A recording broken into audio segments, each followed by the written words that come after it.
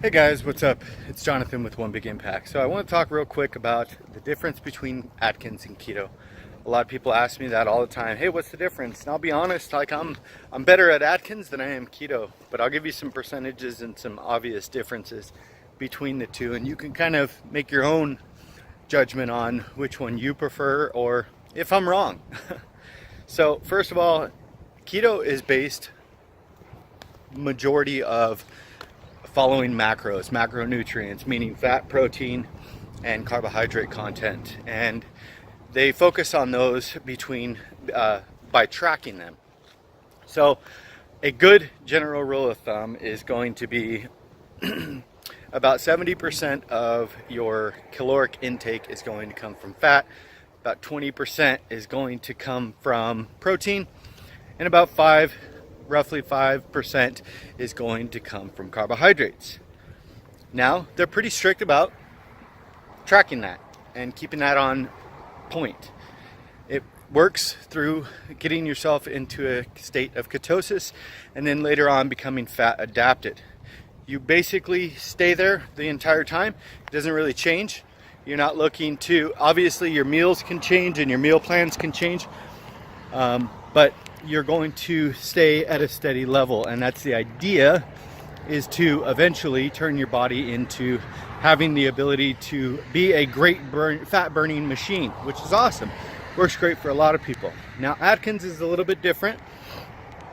Atkins, they say, I don't totally agree with the whole statement, but Atkins is high fat.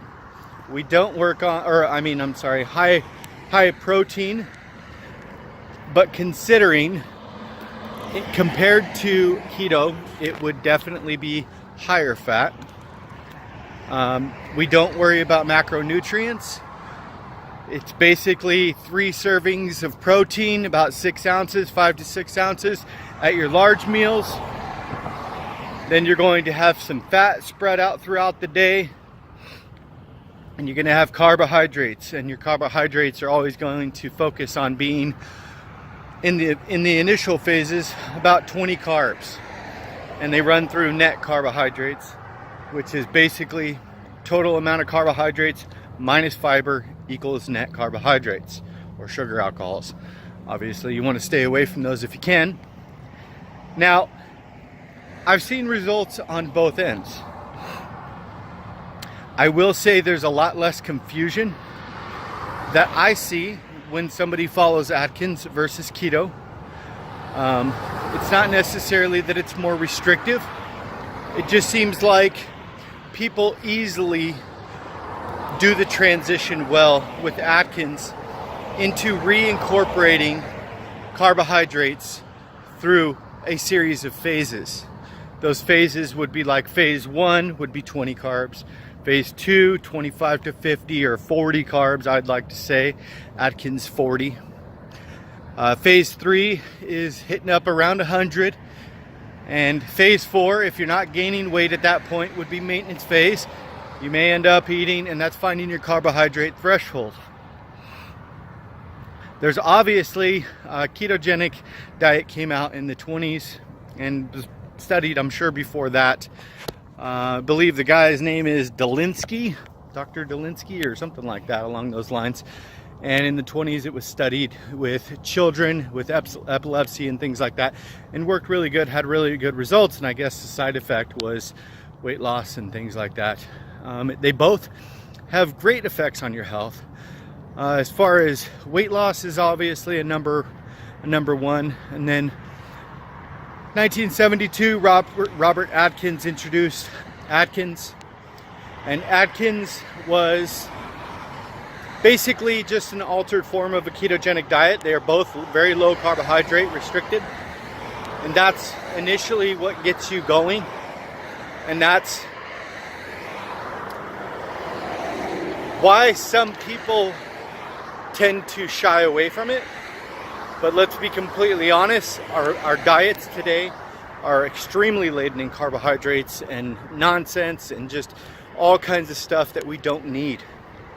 If I had to make a suggestion, if you're looking to lose weight, I would either contact myself or start doing some research. I do have meal plans available. I have 4-week meal plans, 8-week meal plans, and 16-week meal plans.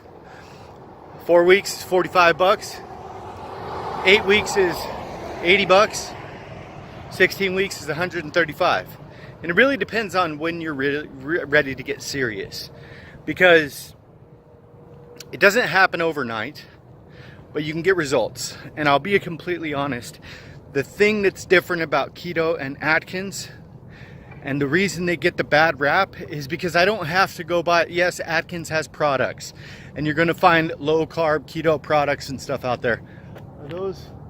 Oh, I thought they're palm trees. I thought they were hot air balloons. But the cool thing about it, and the reason they get such a bad rap, is because Atkins and keto can be done without buying tons of products. You can use whole foods and manipulate it all by yourself. Why would anybody want you to do that? They can't profit off of it. So that's why a lot of the times they get such a bad rap. If you go to a nutritionist, they can't make $500 for giving you a consultation and tell you to eat more lettuce.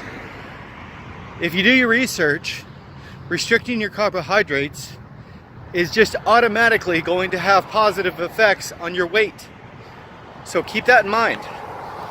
Those are a little bit of the differences between Keto and Atkins. If there's anything that you want to know, if I was wrong about something, I'm sure somebody's going to point something out. Please feel free to let me know in the comment section below. If you're new here, please check us out on Facebook. Our group is called Healthy Living for a Healthy Life. We have an amazing family, amazing support group, and just overall amazing people. And on Atkins, you won't be eating those. But later on you can. But anyway, guys, have a beautiful day. Hashtag be stronger than your excuses. If you're looking to get started, please contact me. My Facebook will be in the link in the description below as well. Keep up the good work. Sorry. I drive a motorcycle, but I can't stand. I get knocks on doors, and motorcycles just send me into like panic mode and freak out. But if you're looking to get started, I'll put some supplies in the description below that I think are going to be pivotal on your journey. Have an awesome day, guys. And regardless of what side you pick, what type of lifestyle you pick, it doesn't really matter. You know, we're not here to judge you. We're here to help. Have an awesome day, guys.